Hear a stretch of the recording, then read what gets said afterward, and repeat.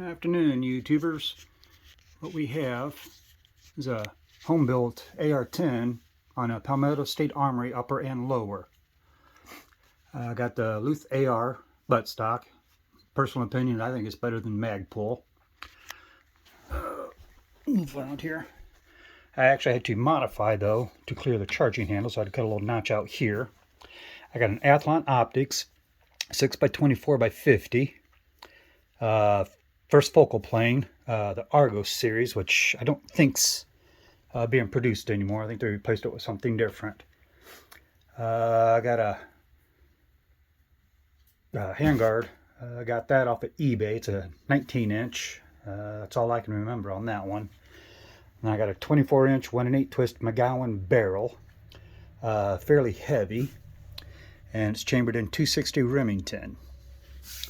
And I don't remember where I got the muzzle brake. I've had this for, I think I put this together about 2 years now. I haven't had any issues out of it, other than being a little overgassed. Trigger is actually Palmetto State Armory. They're 2-stage match trigger, which I think they've replaced that with something different now. Best way to describe it, it's a decent trigger. It's an inexpensive match grade trigger. Let's see, what else do I got on here? Oh, shoot, I don't even remember what scope mount that is. Let's see, is there a name on it? I don't remember what scope mount it is. I can see a symbol on it. It might be a site mark scope mount. 20 MOA if I remember correctly. The scope itself is in minutes instead of mils. Let's see if I can get it's dirty. Hey, nice fingerprint. That'd have to be outside to do it. I was going to try and get a picture of the reticle, but as far as the gas block, it's 835, I believe, and I think I found that on eBay also. Or was it not JG Sales? I'm drawing a blank on the name. I should have wrote this stuff down before I started. I have not, let's see, Magpul made looks like it's MIAD grip. Back strap's replaceable and front strap's replaceable. I haven't sat down to put this on paper yet, but based on what I've seen at distance, it's about an MOA gun. I've been very happy with it. I built this instead of the 6.5 Creedmoor because I'm really not a fan of the Creedmoor. Not that it's a bad round. It's actually a really good round. It's just the people that I come across that shoot it, I think they're, in my opinion, they're an armchair sniper. Some of them are actually good shots, but not most of them. Put them down behind any other rifle and they couldn't hit anything, and then blame the rifle. As far as the stock, like I said, it's a Luth AR stock. They're MBA for fixed, not adjustable. As far as it's buttstock adjustment, loosen that pulls out. This is for cheek riser, same deal, loosen it, raise it, push it down, tighten it back up. And I got a cat that's freaking out over the light. It's supposed to be a quick release sling, but I'm missing something that goes in there. It's on both sides. I don't have any other sling attachments on here, so it's too damn heavy to carry.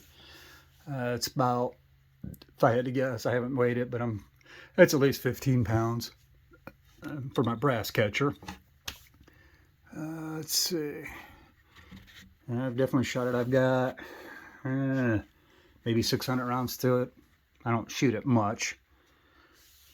Just a cheap UTG bipod that I grabbed so I don't have to try and hold it while I'm doing this video. Uses DPMS patterns or PMags. Shit, I can't think of which platform that is because there's 2 different AR10 platforms. You got a rounded, which is DPMS, and you got high and low, which in this case this upper is a high. And then on the other style, this back part for your lower receiver comes down at an angle instead of being rounded. Like I said, I'm drawing a blank on what it's called. Overall, I've been very happy with it. I can make hits out on a minute plate at 1,000 yards, as long as I do what I'm supposed to do, which sometimes is a challenge. On average, I shoot at least 600 yards. You don't shoot much shorter than that with this one. Same deal, 600 yards. I pound the minute plate all day long. Even on fairly rapid fire, I can keep it consistent, which that's kind of what I built it more for than anything, just to be very consistent.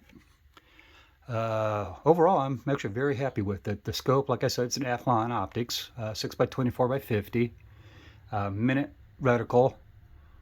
They're BTR reticle. It's like a Christmas tree reticle. Let's see, what else do I got? I know some people bash Palmetto State Armory for their quality. I will admit it's hit and miss. I got AR10 18-inch 308 barrel upper assembled upper, and then a guy I work with got one also. His barrel nut was actually only hand tight, so I ended up tightening that up for him, but I haven't had any issues out of mine. So, but that's back when things were really more stupid than what they are now. The companies were trying to pump out stuff as fast as they can. And I think that was one of the casualties, was that particular upper. Once tightened down, he didn't have any other issues out of it. So, let's see, anything else on this one? Yeah, this is like my third lower. I had this on 2 different lowers, and they come out with, I think they call this their Galactic. Main reason why I switched over, because I found humor in the different positions, even though it doesn't have the happy switch, unfortunately. Yeah, I gotta love the class 3 stupid stuff. Oh well. But I found humor in that, so I swapped everything over to this one. The only issue I've had is they got like 3 different generations for their lowers. On their Gen 1s with PMags, you'll have an issue where underneath here, the mag well, it's going to smack part of the mag, so you will have to grind that down a little bit. If I had a mag with me, actually, hold that thought.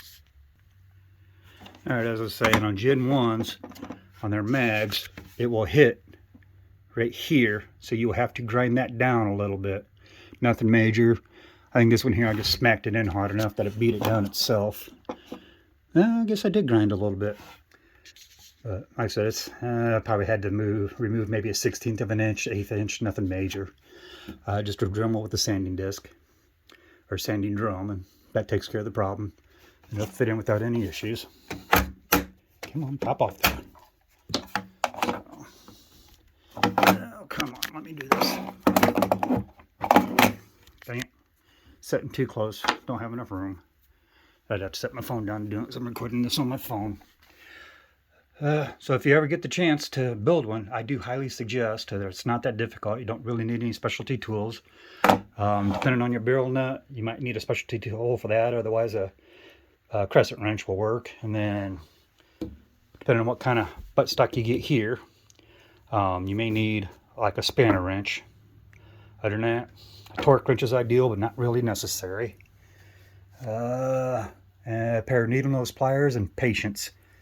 Those roll pins can be a pain in the ass to put in because they're so damn small. Other than that, have a good day.